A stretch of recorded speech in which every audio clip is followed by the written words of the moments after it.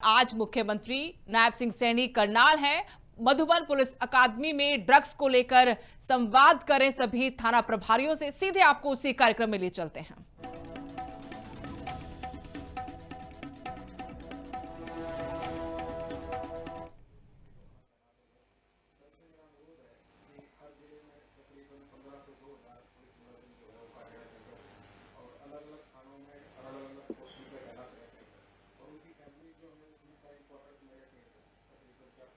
मुख्यमंत्री नायब सिंह सैनी का कार्यक्रम है। मधुबन पुलिस अकादमी में सीधा थाना प्रभारियों से संवाद कर रहे हैं। ड्रग मुक्त हरियाणा कार्यक्रम का विषय है और कैसे हरियाणा को नशे से मुक्त करना है, इस पर पुलिस और सरकार दोनों का जोर है। इसी के तहत करनाल पुलिस अकादमी में यह कार्यक्रम आयोजित किया गया है, जहां प्रदेश भर से सभी थाना प्रभारियों को बुलाया गया, जिनसे मुख्यमंत्री सीधा संवाद कर रहे हैं। हो जाती है सर, वो एमओ अगर साथ चला जाए वहाँ, तो वहाँ भी जो कर्मचारी हैं उनको दिक्कत नहीं आएगी सर। इसके ऊपर भी बिल्कुल एग्जामिन करके चर्चा की जाएगी। और अच्छा है पुलिस लाइन के अंदर मेडिकल फैसिलिटीज मिले और उसका लाभ मिलता है, क्योंकि आप ड्यूटी पे भी रहते हैं, पीछे परिवार भी रहता है, परिवार को कई बार दिक्कत आ जाती है। और वहाँ पर अगर मेडिकल फैसिलिटीज होगी, हमारा डॉक्टर होगा, तो उसका आपको भी चिंता नहीं रहेगी। अच्छा है, इसके ऊपर जरूर विचार करेंगे। कुछ जिलों में सर, कुछ जिलों में जैसे अंबाला में 2 पद स्वीकृत हैं, गुरुग्राम में 4, करनाल में 4 और रोहतक में 11 पद मेडिकल ऑफिसर्स के ऑलरेडी स्वीकृत हैं। अभी कितने हैं वैसे? डॉक्टर्स कितने हैं?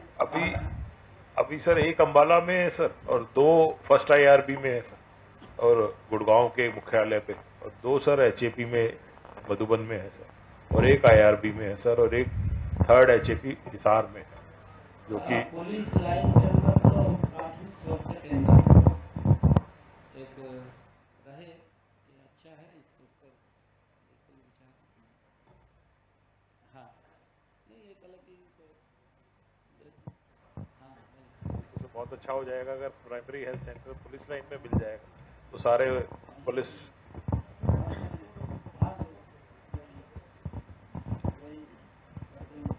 जी सर, थैंक यू। इसका सर प्रपोजल हम भेज।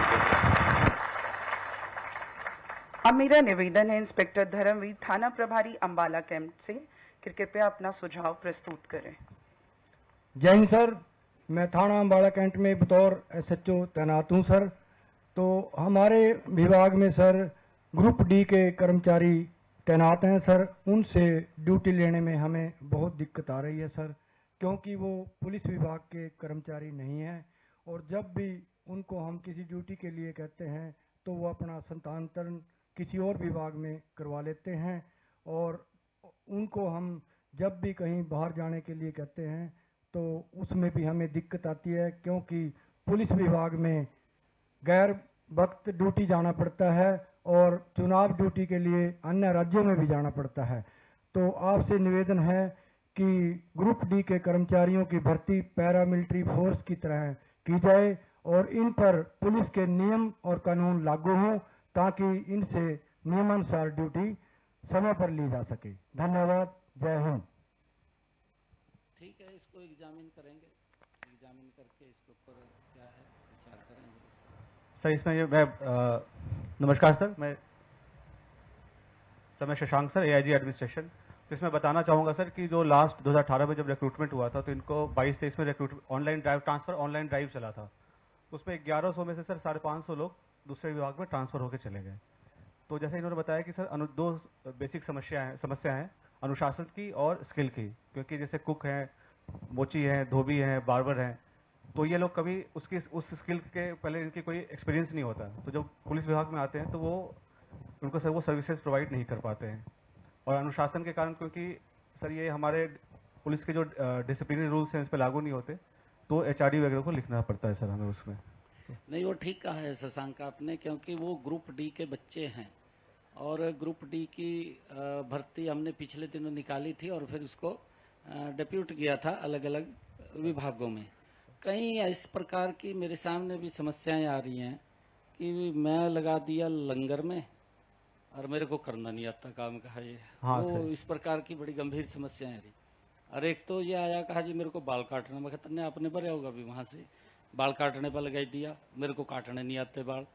इस प्रकार की काफी समस्याएं आ रही। हमने एक पोर्टल बना रहे हैं और पोर्टल बना करके जिसका जो काम है वो उधर शिफ्ट करे, उसको एक बार समय हम देंगे सर और ताकि वो शिफ्ट हो सके, जहां भी वो जाना चाहे वहां चला जाए।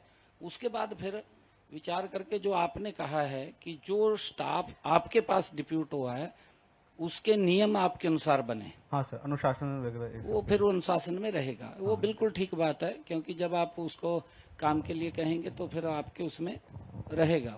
ये ठीक है। इसके ऊपर जो डिफिकल्ट वर्किंग कंडीशन है उसको देख के अपना स्थानांतरण ट्रांसफर करा लेते हैं दूसरे। हाँ वही। ये चाहते हैं 9 to 5 हो। सर हमारा काम 9 to 5 चलता नहीं है सर। अभी वीवीआईपी ड्यूटी में एक हफ्ते से सर हमारी फोर्स लगी हुई थी वहाँ पे।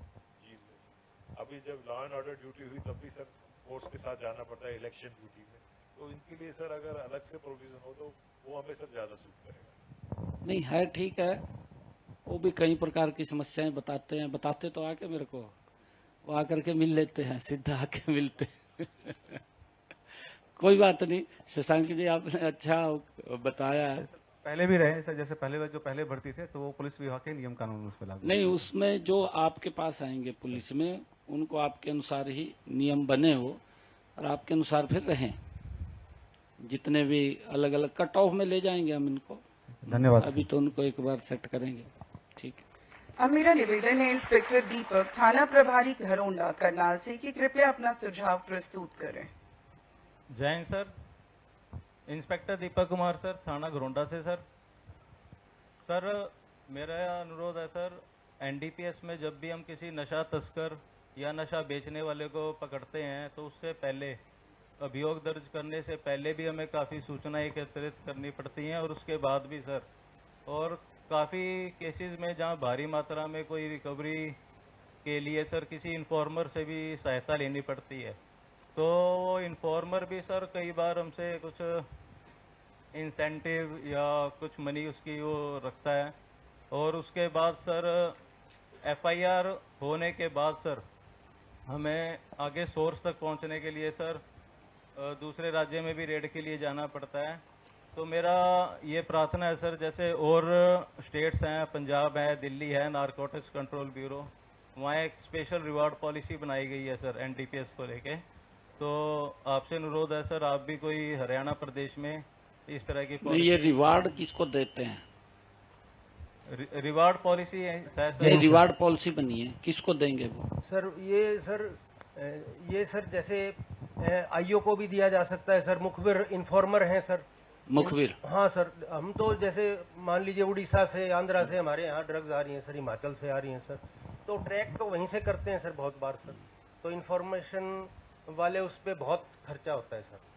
और मतलब हर चीज है सर, यहाँ पे जा भी रहे हैं, हमारे लोग भी जा रहे हैं सर, प्राइवेट गाड़ियाँ भी अरेंज करनी पड़ती हैं सर, सब कुछ है। सूचना जो है मेजर ड्रग्स के लिए हमारे पास नहीं आती सर। तो अगर ये पॉलिसी जैसे कई जगह चल रही है तो एक लिमिट हो जाती है सर, बहुत ज़्यादा इसमें फाइनेंशियल वो भी नहीं है सर, एक लिमिट कर देते हैं। तो ये हमें सूचना आनी शुरू हो जाएगी और कमर्शियल क्वांटिटी और बड़े ड्रग्स हम पकड़ पाएंगे। ठीक है।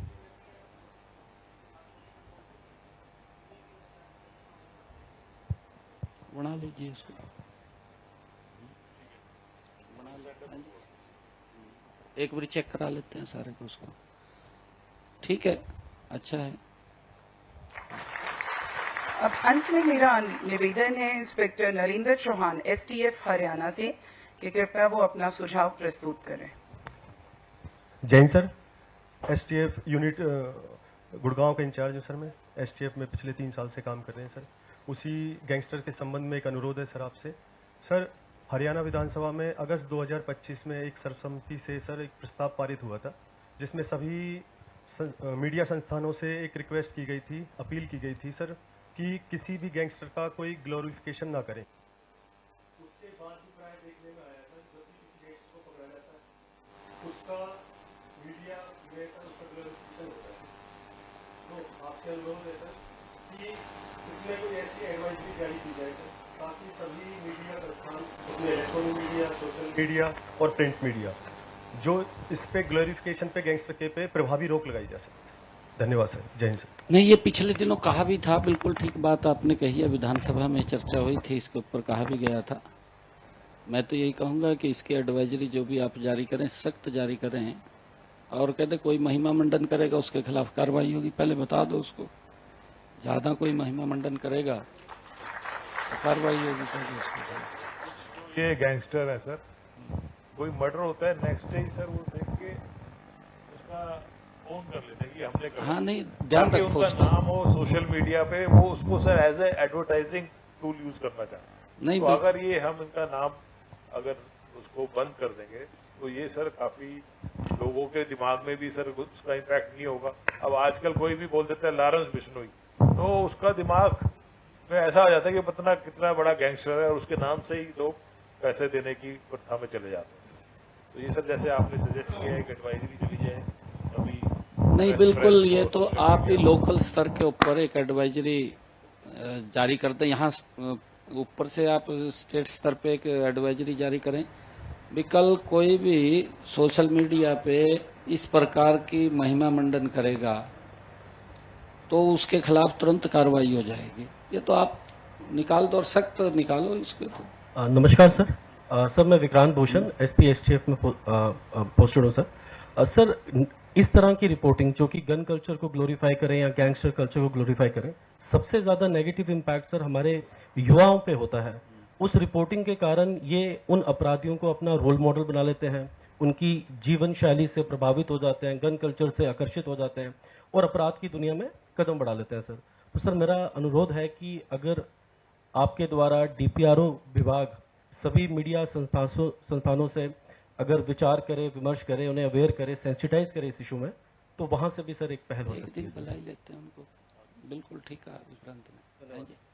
ये जो सोशल मीडिया है ना, इनको बुलाना चाहिए एकदम। अच्छा है, हाँ कहीं भी बुला लो उनको, उनसे बात करनी चाहिए। पंकज जी, हैं जी, नहीं कानून तो बन जाएगा, लागू भी हो जाएगा, परंतु बताना जरूरी है उसको। पंकज जी, इनका सोशल मीडिया टोटल, हाँ इसी में जैसे हमने कमिस्ट बुलाए ना, इनको भी करना चाहिए। हैं जी,